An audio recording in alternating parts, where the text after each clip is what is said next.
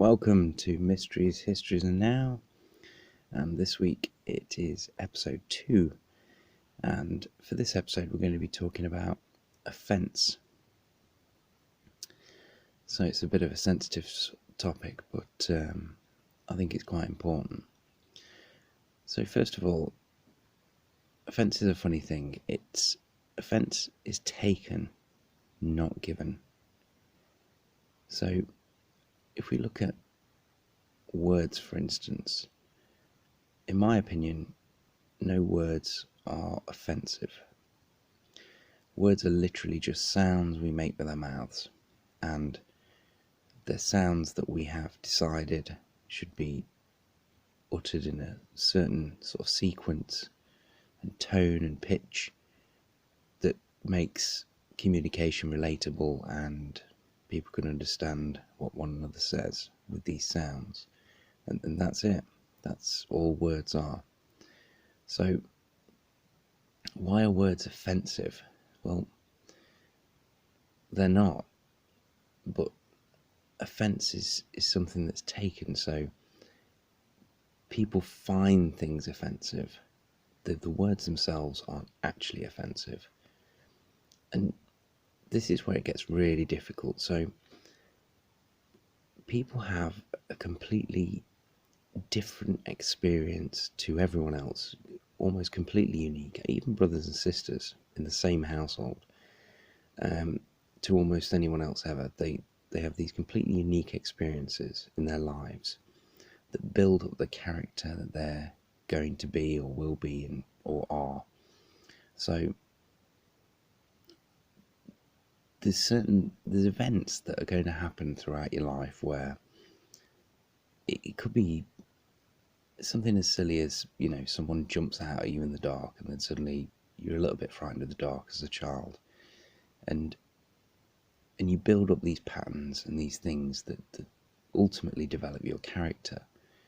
But the way humans are is we're very much challenged by fear. So certain things have essentially made us afraid. Let's try and think of a good example. So let's say you had to have you had a pretty severe accident when you were young, and you had to go to hospital, and it was a bad experience. It didn't go very well, and you came out all right at the end, but maybe you had to have an operation or some scarring. It didn't go particularly well. You had to spend too much time there, and then over a period you've got a sort of a natural sort of trepidation about having another accident or going back to hospital. So these things build up and they shape who we are, and these experiences, it can be anything positive, negative, and they ultimately shape who we are and what we become. And with these experiences we build up an idea, like a character, like a profile of things that we find acceptable and not acceptable. I mean, right down to food. I mean, there's things you like, there's things you don't like. And a good example was when I was a kid. I remember I was eating these chocolate bars, and I thought it was a great idea. Previously, I'd snuck into the cupboard and put sugar on the top of the chocolate bars, which of course they were all incredibly sweet, so they didn't need it, but it seemed like a good idea, and it tasted obviously delicious. So the next time I went to the cupboard, I was very young, no sugar. So I was like, oh, that's rubbish. I can't do my little trick with the chocolate bars. But what my mum had is she had some sweetener. Now, unbeknownst to me, that was just, well, it was sweetener, it was sugar, it was going to be sweet.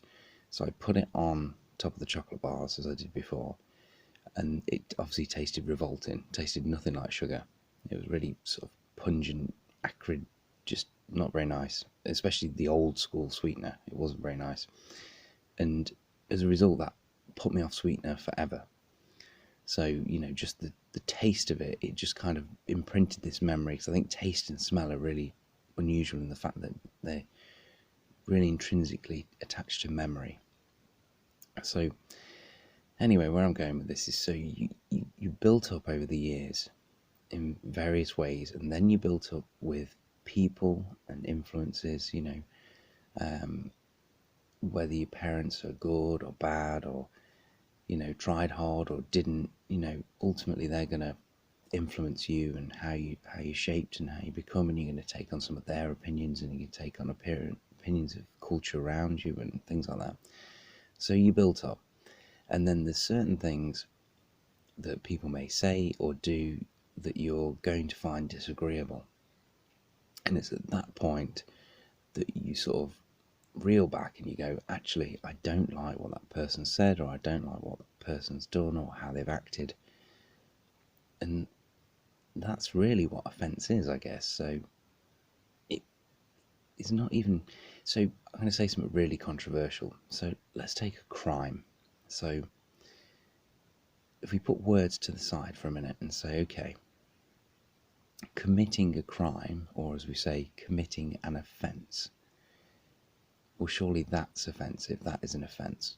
And I would even argue that isn't even an offence, in the fact that if you were to break it down, a crime or committing an offence is a subjective reality of a committee of people that have decided that a particular behaviour is not socially acceptable, and then they've attached a penalty to their opinion that that's not socially acceptable, which then has instilled a sort of a fear or a moral code in the rest of society to follow that. Now, I'm not saying that, rules aren't useful, and I'm certainly not saying that crimes don't exist and horrible things don't exist. But what I am saying is you could go from one culture to the next and find two entirely different laws for the same subjects. Example would be, let's take marijuana in the United States. So it's now legal in a lot of states. I'm in the UK, it's not legal. I think it's category B drug, and I think like your skunk weed and the strong marijuanas are considered a category A drug, which would carry, I don't know, a 5-year sentence or something like that. It's a very long time. So here that would be committing an offence, whereas certain states in America or Amsterdam, for instance, obviously it's not. It's just completely accepted. So even crime is subjective. So it's literally a committee of people have said, we find this offensive, so therefore it is an offence. But nothing starts as an offence. Everything starts as whatever it is, and then people apply offence to things. So I think where I'm trying to go with this is, that's what terrifies me about today, is now we're offended by things, and I don't think the level of offence from people is any greater than I've seen before. However, now, because of our interconnected communication, we can express offence so much more easily. And whereas before you might, let's say you go down the pub, you sit with 10 friends and something's bothered you. Now, one of those friends might go, oh yeah, that bothers me too. 4 of them might laugh, and the other 4 might just not be bothered at all.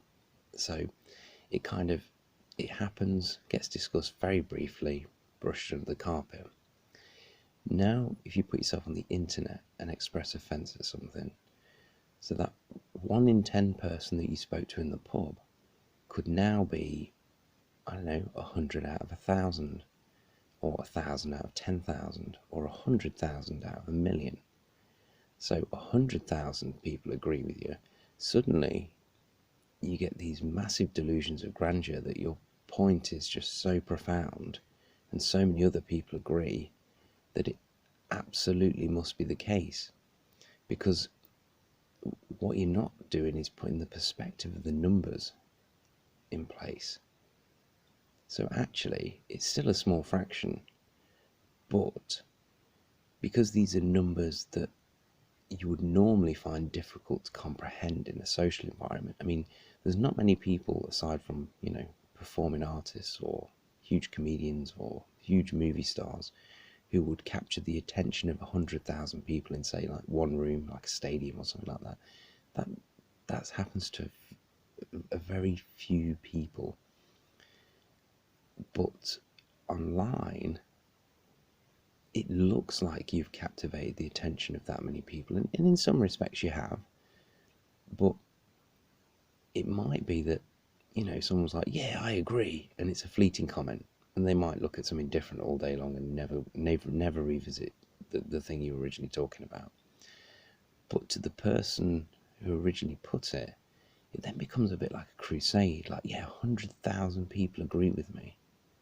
And it's also a timing thing. So it's not like, let's say you're in a room, let's say you were a big performing megastar and you're in a room with 100,000 fans, and you jeer a piece of a song or something that, everyone knows, and the whole crowd like sings part of the chorus back to you. Well, you get an immediate, instant sort of response, which is effectively in unison. So again, the moment is brief, and it's obvious it's brief. But online, you can have one person get back to you 1 second, and then another one, another second. Now, these are still brief moments, but they don't happen in unison. They happen in a staggered way. And these 100, let's say you get 100,000 comments or whatever. I'm not a big user of social media, so, apply whatever term you fancy.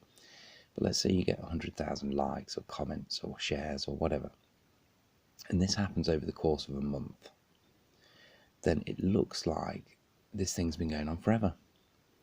It looks like that, you've got a real crusade on your hands, which isn't the case. It's just the fact that that one person's dipped on, spent their 2 seconds there, and then dipped off again. But it's in a staggered way. And I think it's just become a bit dangerous. I think it feels like to me that we need to be offended, because that's how you toughen up. That's how you face the world. That's how, that's what makes you walk into a dark cave when you're on a hike, or, it's that kind of substance that you sort of take it on the chin and go, yeah, I'm still okay. I'm still here. It kind of doesn't matter that it was offensive, rather. I'm still here. It's all okay. And then with that spirit in mind, then you move forward. And then the next time something similar happens, it becomes, you become desensitized to it. You slowly become desensitized, and then slowly but surely you wash away the things that would normally cause you distress, and they don't cause you distress anymore. I just find it interesting. And also, the other thing that hugely concerns me is, if I had to plan a society where okay, so let's rewind a little bit. Let me get some base for this. So, the world's a pretty big place. There's a lot of people in it. And how is it not complete chaos and disaster everywhere? It's quite remarkable. One of the ways it's not is we need an element of control. Now, I don't like it. No one likes it. No one likes being manipulated. I mean, the way adverts are ran and things like that, we're being manipulated all of the time. And I think if you take an honest step back from it all, it's quite apparent when you actually look at it. But you do need a certain amount of, you need to control the tide slightly, and where it's going, and how it behaves. otherwise you'd end up with a complete mess. Now, what we're shaping at the moment is one of the most, it's really odd, because we have a time when we can speak out and, in our own words, tell our experiences, tell hundreds, if not thousands of people. We've never had opportunities like this. And it's the most censored time I've ever seen. And it's the most conformist time I've ever seen. Because whereas before, especially with the youth, you expected a level of rebellion. That's what it was about, rebel against the system. And that's what evolves the system, you know. I mean, the youth of today is the adults of tomorrow and the grandparents of tomorrow. You know, that's how it's always been. So the youth historically rebels in some way against the older system because, you know, who wants to end up like your boring parents? And they change with the times, and that's necessary because, you know, technology moves forward and we advance in every area, really. But now we're just, it's so self-censored. So, you know, people can say anything they want, except they choose to say the things that everyone else is saying. It's really strange. And not only that, is when someone does speak out of turn and starts rebelling against some of these stupid things that are going on, there'll be a rally, like a cry, like a battle cry almost, to silence that person or to shut them down, so any thoughts that don't conform to the norm are shut down, which is crazy. It's crazy. We've never been so free and never had access like this, and we're using it in the exact opposite way to where I thought it'd go, and certainly the exact opposite way to how the internet started. I mean, the internet was just a shit show when it started. It was great. I mean, I remember a time when we used to be able to make free calls on MSN, and me and a friend of mine, obviously we're, you know, English, very English. We like to think we could do pretty reasonable American accents, or really good posh English accents, actually. And what we do is we just ring hotels in America and just make outrageous requests, like, you know, ask them if we could keep a Puma for the weekend, or, you know, bring a, you know, 10,000 Swedish models with us, and just and get prices for this kind of thing, and just like talk to hotel managers and book these things, and just do outrageous, crazy things, which I'm probably sure is illegal somewhere, but, you know. And, you know, there was all the message boards, and I mean, we were a lot younger back then, and, you know, we, you know, debate Christians about dinosaurs, or just any stupid thing. The internet was just a playground. It was a playground for ideas and amazing things. And if you look at what came out of that era, everything great came out of that era. You know, from, you know, all the open source software and everyone sharing everything, and all the games and all the media, and everything grew from that seed. And then all we're doing now is we're choking it. And part of it is money, you know. So as soon as the internet became a viable option to make money, and I mean real money, you know, I mean extended now, right, to cryptocurrency and things like that, but certainly like online sales, and certainly the media growing as it has online, where there's actual money to be made in online media, opposed to, you know, the standard national television that everyone had. Money's certainly driven the direction massively. You know, because everything feels like it's tainted, like it's steered by advertisers. Like there's a flavour to everything now, whereas before the internet, it felt like a playground. It felt like going to the carnival. It felt, who knew? Like it was as frightening as it was interesting. So, like, you know, you'd put certain search terms in, and you get all kinds of crazy stuff, like, you know, women crapping in each other's mouths, and it was terrifying, but also, you know, exciting, because it was like you didn't know what you were going to get. Who knew? And that again was all about offence, confronting fears, and moving on, and not letting it affect you too much. I remember I remember years ago there was a video circulating. I think it's some kind of, I'm sure it's a religious ritual of some sort, and I think it was in Pakistan. And these chaps were, it's where they effectively get blade, and they sort of, hit themselves on the back. It's like a what's the word, flagellation of a sense.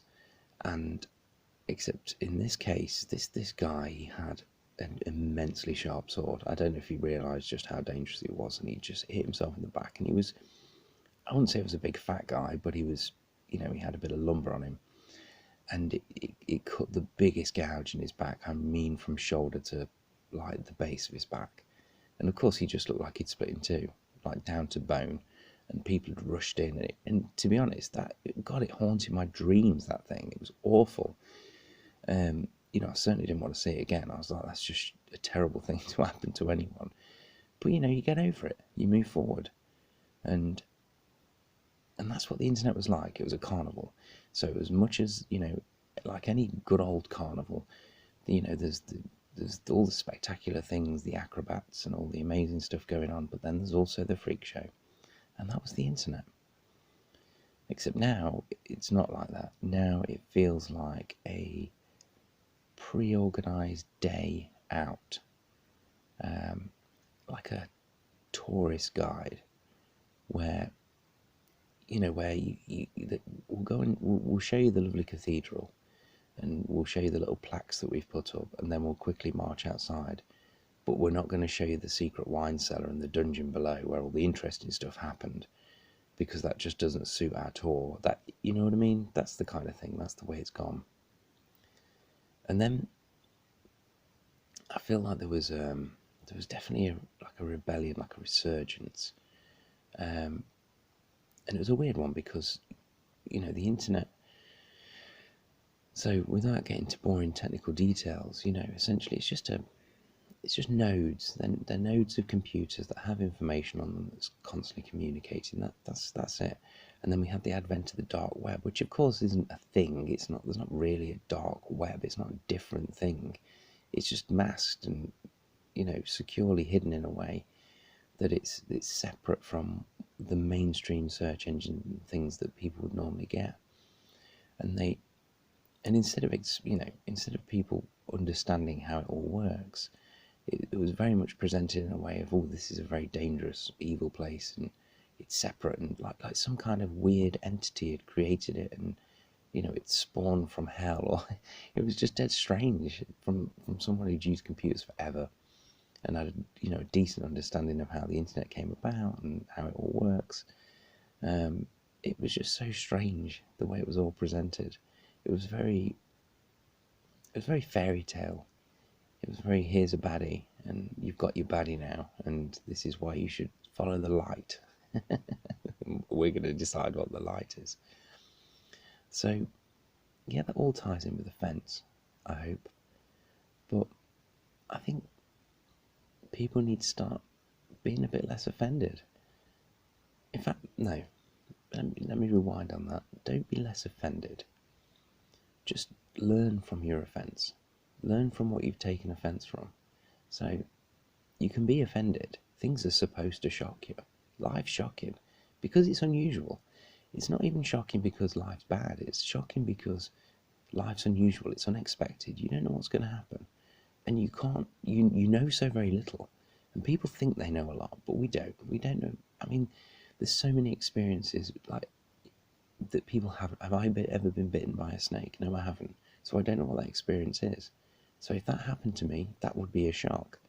Now, if I was a guy who ran a snake shop and I got bitten on a weekly basis, probably not too much of a shock. Everything's relative.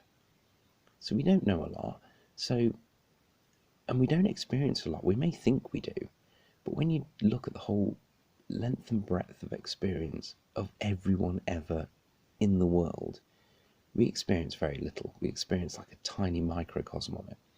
So any experience outside of our normal bounds is a shock, and it might be offensive. It might not be. It might be, elating. But so that's what I'm getting at. You should be offended. Some things should offend you. They should upset you. They should make you worry. They should frighten you.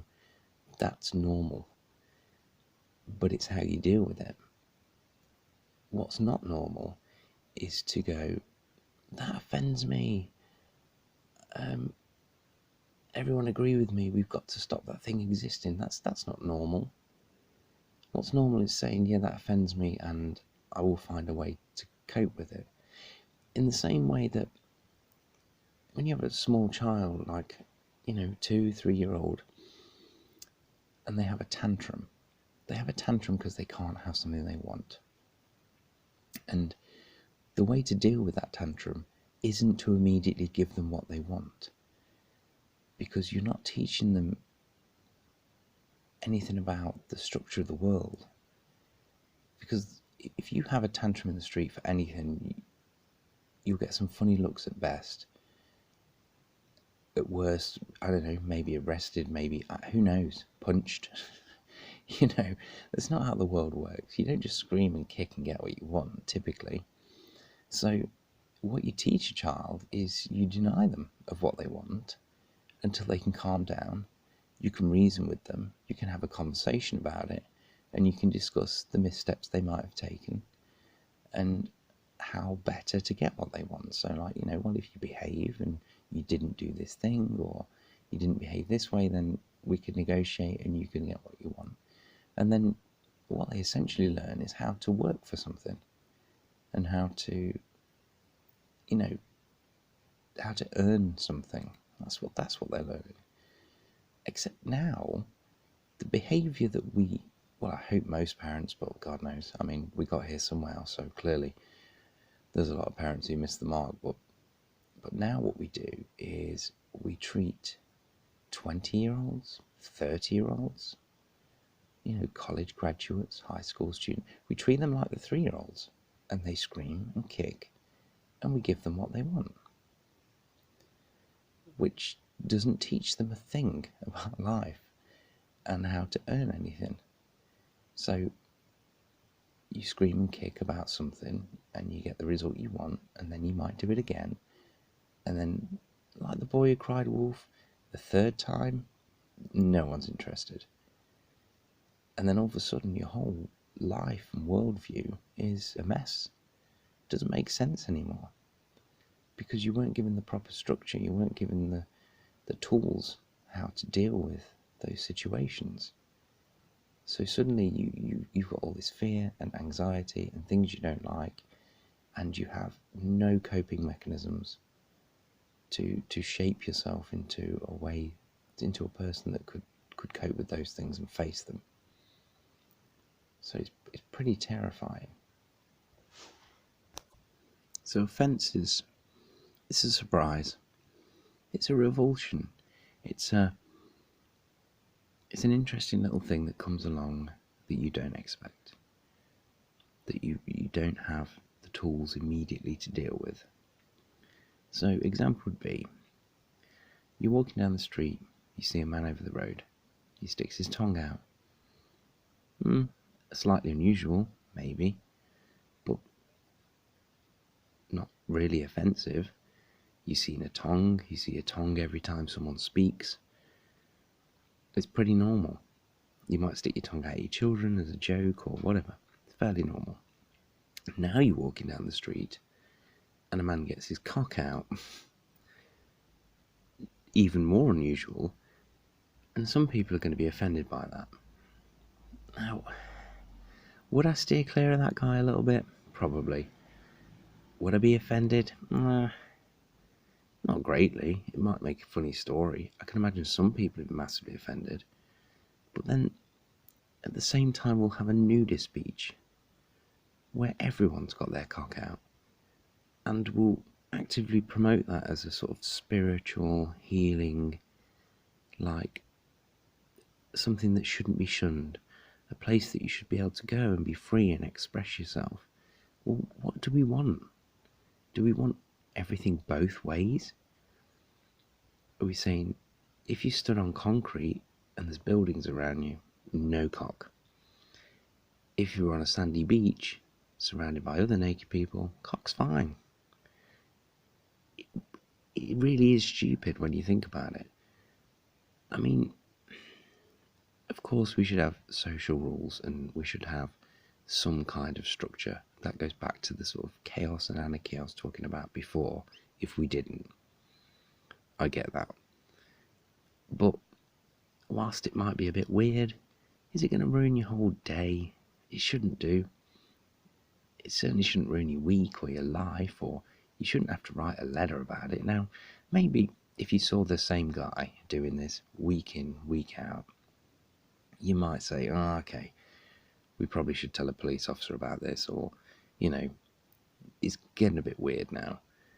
But, you know, one off, it's like, who cares? Who cares?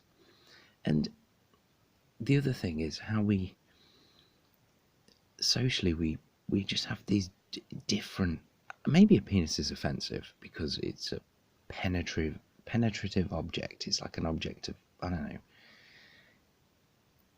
And maybe there's a level of fear to that because it should be, you know, it's our reproduction is so carnal. It's so, oh, I'm not going to say aggressive because I don't think aggressive is the right word, but it's a very physical thing, and it needs to be. You know, there's a whole sequence of biological events that need to take place for, you know, things to work properly. So maybe it's that. But I mean, God, I remember going clubbing when I was young, and the amount of girls that just run around and take their tops off and get their tits out all the time, you know, and you go, okay, in a club, is that offensive? Well, is it on a beach? Is that offensive? In a park, is that offensive? Breastfeeding, is that offensive? It's just so stupid that when you step back from it and look at it, these are just circumstances of someone getting a body area exposed. And in one circumstance, we're like, yeah, that's fine, A-okay. In another circumstance, absolutely not fine. And some of it makes total sense. Like if you're in a boardroom and someone got their penis out, unless it was that kind of party. Otherwise, yeah, it doesn't make sense because the situation is you've got a group of people in a room and they're all trying to work, and it might be something really serious, and those serious decisions might impact the profitability of the business going forward and might impact the future of all those people that work there. Okay, makes sense. So a penis in the room isn't the kind of distraction you want. But even still, if that did happen, you might go, Brian, that's not okay. You can't have your penis out in the room. Brian gets disciplined. It doesn't happen again. You still sleep at night. Everyone's okay. So, I don't know. Maybe I just grew up with quite a thick skin. I think certainly when I was at school, we spent the whole time ripping each other. And this wasn't just the boys, this was the girls. And generally, it was the best fun I've ever had in my life. I mean, school was amazing. I love school. I know that's not the case for everyone. I was quite lucky. I had some pretty cool friends. And I wasn't like a super popular kid or anything. I just kind of sat in the middle. I was just fine. And I just had some decent friends, and I kind of got on with everyone. And it was, you know, it was good fun. And I don't think to this day I've ever heard insults as clever, as witty, as abusive, as strong as when I was at school. But the thing is we probably didn't even have a particularly good grasp of the language. So we didn't really understand the impact of those words or the meaning, or, I mean, even, let's take something like motherfucker. I mean, when you think motherfucker, like you fucking someone's mother, that's pretty bad. But you say it all the time as a kid. But I never broke it down like that in my head. I never actually thought about fucking someone's mother. It was just a word. And what was good about that, and I think that's why school's the way it is. I think, you know, I still think that's why bullying occurs. I mean, I don't agree with bullying, but it's kids are shifting, they're pushing boundaries, and they're pushing against each other all the time. And they're toughening up. That's what's going on there. They're toughening up because the real world it's really tough, and we're going to sort of throw them into it. So socially, they're getting together, they're breaking each other's balls, they're really pushing against one another. And for the most part, I mean, I remember fights at school, but there was never it was never like someone wanted to kill someone. There was an altercation, some punches thrown, maybe a bit of blood, and don't get me wrong, I'm sure in some schools there's been knifings and God knows what. And at that point, I think we're going out of the realms of normal sort of behaviour and into, behaviour that probably needed correcting much earlier by parents, when someone gets to that stage, or lack of parents. Because obviously there's always going to be sort of fringes where people behave in like really bad ways. But for the most part, I think, insults, we used to shred each other. Like, if you had an idea about anything, we'd just shred each other apart, just for fun, just for kicks, just to see how it went down.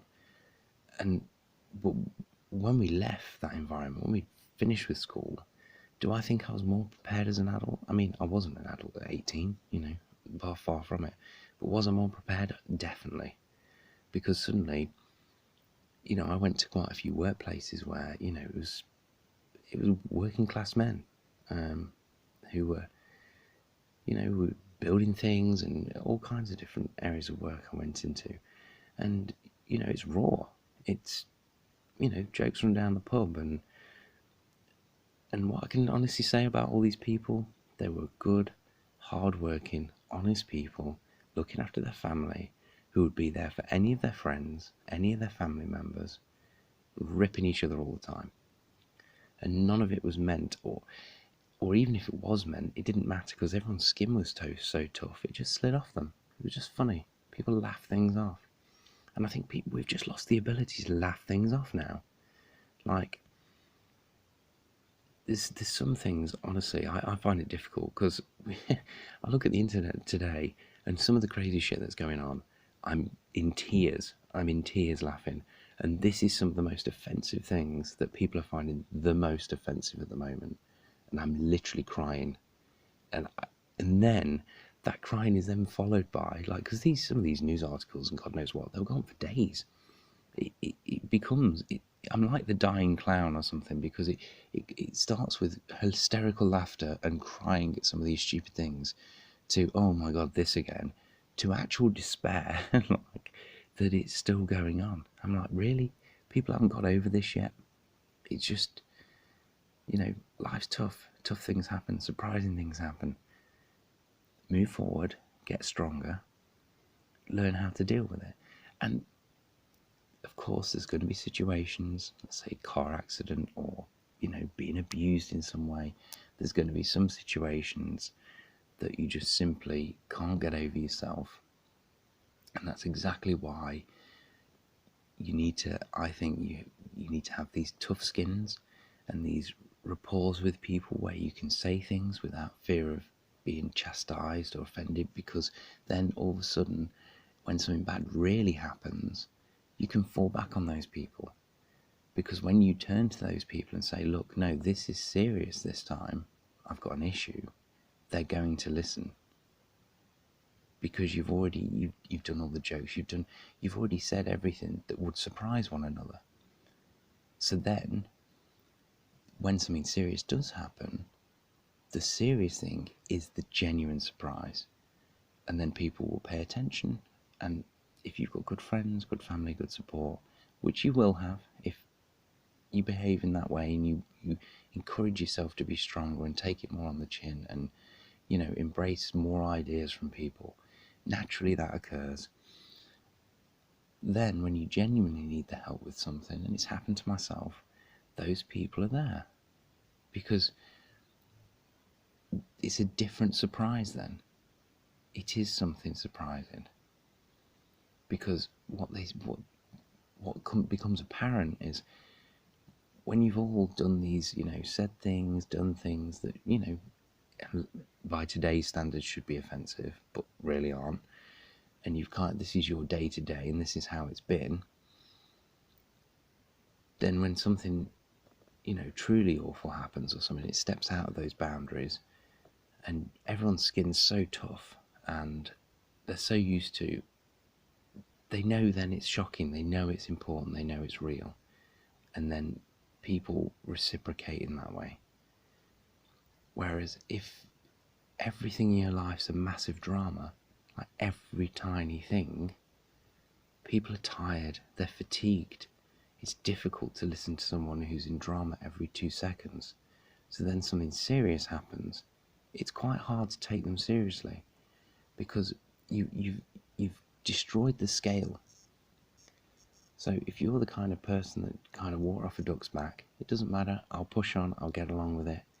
You're kind of nice and low on the scale.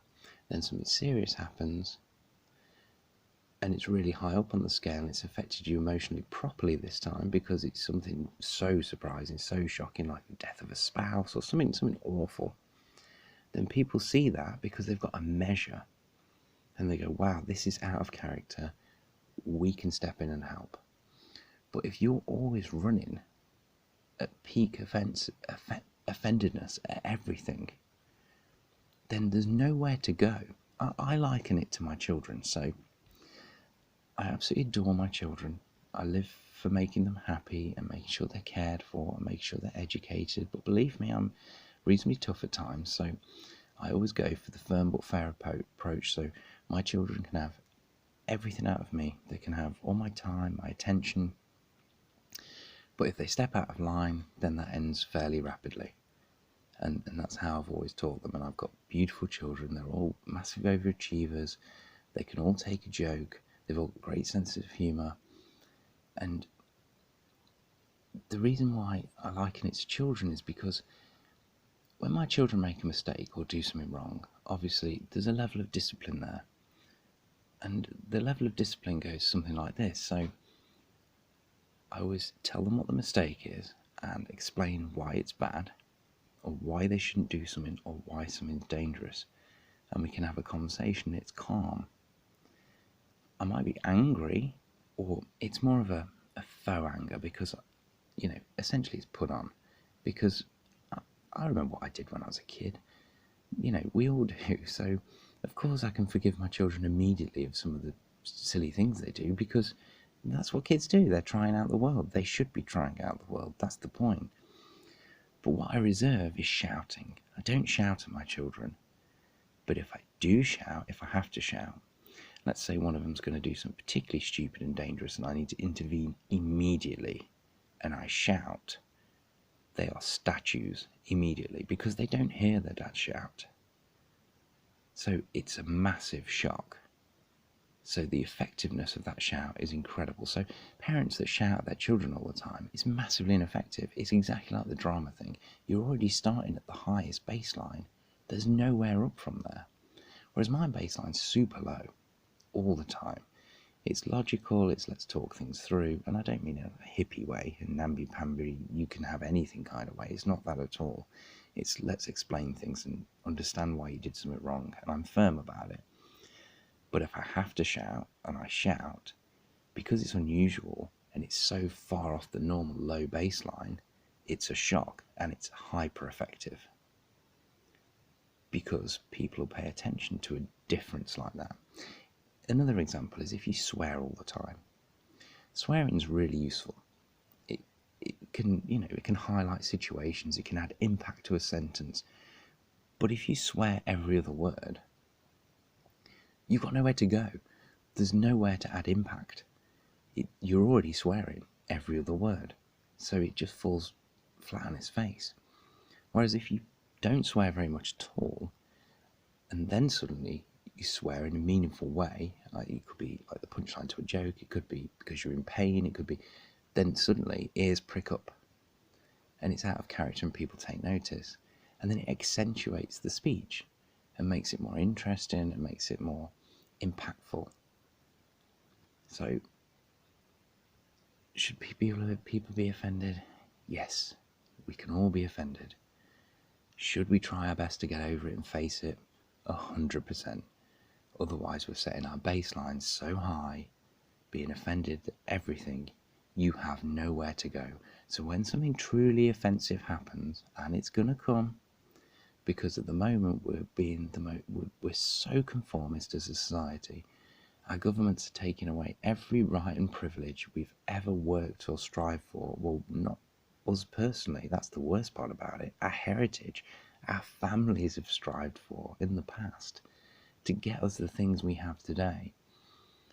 And we're about to give it all up, absolutely all of it. And then when they've taken enough that people's eyes start opening and we go, oh my God, we have no privacy anymore. We've lost everything. We feel like we've got no integrity, and we start shouting because we've shouted about everything so loud for so long. No one's going to listen, and it'll just get washed away in all the rest of the noise. Anyway, that's what I think about offence. So I hope you enjoyed today, and for the next episode I've got a guest on, so that's going to be interesting, and I'm going to keep the subject a surprise. But thanks very much for being here, and till next time, bye bye.